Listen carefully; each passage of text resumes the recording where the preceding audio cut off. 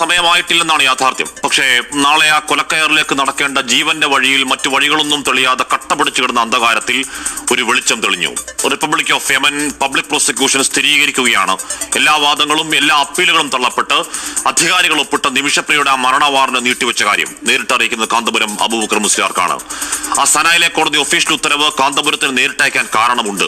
എല്ലാ പ്രതീക്ഷകളും അസ്തമിച്ച മണിക്കൂറിൽ സ്നേഹത്തിന്റെ ഭാഷ പറയുന്ന അനുയായികൾ സുൽത്താനുൽ ഉലമ എന്ന് വിളിക്കുന്ന ആത്മീയ നേതാവിന്റെ ഇടപെടലാണ് ആ ജീവൻ രക്ഷാ ദൗത്യം. ഹൂത്തികളുടെ നിയന്ത്രണത്തിലുള്ള സ്ഥലം, കേന്ദ്ര സർക്കാരിനടക്കം ഒരു ഡിപ്ലോമാറ്റിക് ഇടപെടൽ അങ്ങേയറ്റം സങ്കീർണമാക്കുന്ന ഘടകങ്ങൾ ഇന്നലെ സുപ്രീം കോടതിയെ അറിയിച്ചതാണ് അറ്റോർണി ജനറൽ ആർ വെങ്കിട്ടരമണി. അങ്ങനെ എല്ലാം അസ്തമിച്ച് ശിക്ഷ നടപ്പാക്കാൻ 24 മണിക്കൂർ പോലും ഇല്ലാത്തപ്പോൾ അടഞ്ഞ വാതിലുകൾ തുറക്കാനിറങ്ങിയതാണ് കാന്തപുരം. ആ രാജ്യത്തെ സൗഹൃദങ്ങൾ, സ്വാധീനങ്ങൾ, യമന്റെ ഗ്ലോബൽ മുഖം ഷെയ്ഖ് ഹബീബ് ഉമറുമായി പതിറ്റാണ്ടുകളുടെ വ്യക്തിബന്ധം ഒക്കെയൊക്കെ കാന്തപുരത്തിന്റെ കരുത്തായി. ആ വ്യക്തിപ്രഭാവത്തിന്, മാനവ സ്നേഹത്തിന്റെ വക്താവിന് ആദരവുകൾ, ദീർഘായുസ്സിന് പ്രാർത്ഥനകൾ.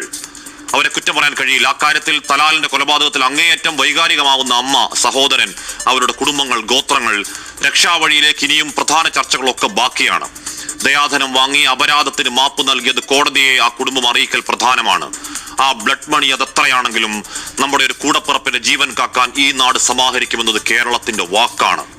ലോകത്തോട് പിന്നെയും കരുത്തോടെ, കാമ്പോട്, ആർജവത്തിൽ നമ്മൾ പറയുന്നു, വെറുപ്പിന്റെ വക്താക്കൾ പുലമ്പുന്നതല്ല സത്യം.